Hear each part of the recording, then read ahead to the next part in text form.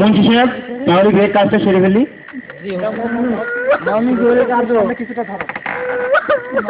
শেষরাপুর গ্রামের নিবাসী দাগরা মিয়ার পুত্র পোকরা মিয়া 1001 টাকা দেন মোহরে বিবাহ করিতে আসিয়াছে, বলো কবুল।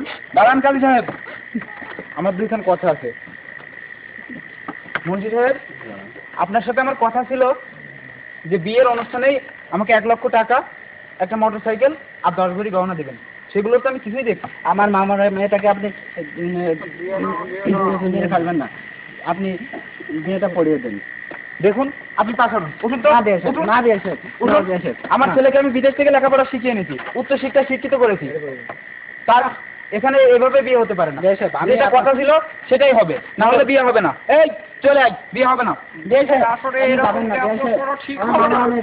দাঁড়াও দাঁড়াও, কি হয়েছে তোমাদের মুন্সি সাহেব? দেখেন, আমি মনে করি যে আপনি একজন শিক্ষিত ব্যক্তি, এই এলাকারই লোকজন, আপনি সবকিছু জানেন। আমার সাথে এদের কথা হয়েছিল, মুন্সি সাহেবের কথা হয়েছিল যে সে বিয়েতে আমাকে 1 লক্ষ টাকা দেবে নগদে, আর 10 ভরি গয়না দেবে, আর একটা মোটর সাইকেল দেবে। এটা বিয়ের অনুষ্ঠানে দেওয়ার কথা, কিন্তু সেগুলোর কিছুই নাই, কিছুই দেখছে না, অথচ বিয়ের কাজ শুরু করে দিয়েছে। বিয়ের আসরে যেটা চাওয়া হচ্ছে 10 ভরি গহনা আর স্বর্ণ অলংকার, সেগুলোকে তুমি যৌতুক হিসাবে নিতে যাচ্ছ? হ্যাঁ, অবশ্যই যৌতুকের আওতায় পড়ে। তুমি তোমার ছেলেটাকে শিক্ষিত করেছো, তাকে কি তুমি বিক্রি করছো? এখন সমাজে যেটা হয়ে আসছে সেটাই। তুমি কি জানো যে বাংলাদেশ সরকার কি আইন জারি করেছে যে যৌতুক বিরোধী প্রথা চলবে না? তোমরা যৌতুক নিচ্ছ, তোমাকে র্যাব দিয়ে ধরে দেওয়া হবে। তুমি জানো তোমার ছেলেকে তুমি বিক্রি করতে এসছো এখানে? হ্যালো, হ্যাঁ, এটা কি র্যাব স্টেশন? আপনারা চলে আসেন তাড়াতাড়ি, আমাদের এখানে একটা যৌতুক বিরোধী কেস নিয়ে খুব সমস্যা হচ্ছে। আপনারা অতি শীঘ্রই চলে আসুন। ঠিকানা 12 বাজার। ঘটক কাটছে না তো? এখানে কি হয়েছে?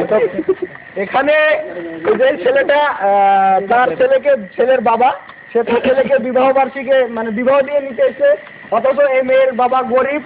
তার সাথে বলতেছে যে তার যৌতুক দিতে হবে, স্বর্ণ অলংকার দিতে হবে, টিভি, ফ্রিজ, রেডিও, এত কিছু দিয়ে তার ছেলেকে তাকে বিক্রি করছে। কত টাকা দিয়ে বিদেশে লেখাপড়া শিখাইছে সেইটা হিসাব করে এখন মেয়ের বাবার কাছে সুদে আসলে তুলতে যাচ্ছে। এটা সম্পর্কে বাংলাদেশ সরকার যে নিয়ম দিয়েছে তারা কি সেটা জানে না? আপনি কি জানেন আইনের দৃষ্টিতে অপরাধ?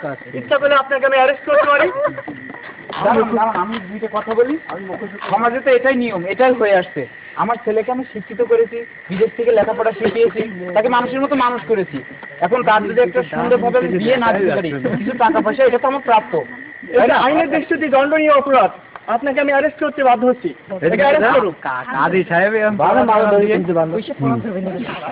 কাজী সাহেব ঠিক আছে স্যার, দাঁড়ান।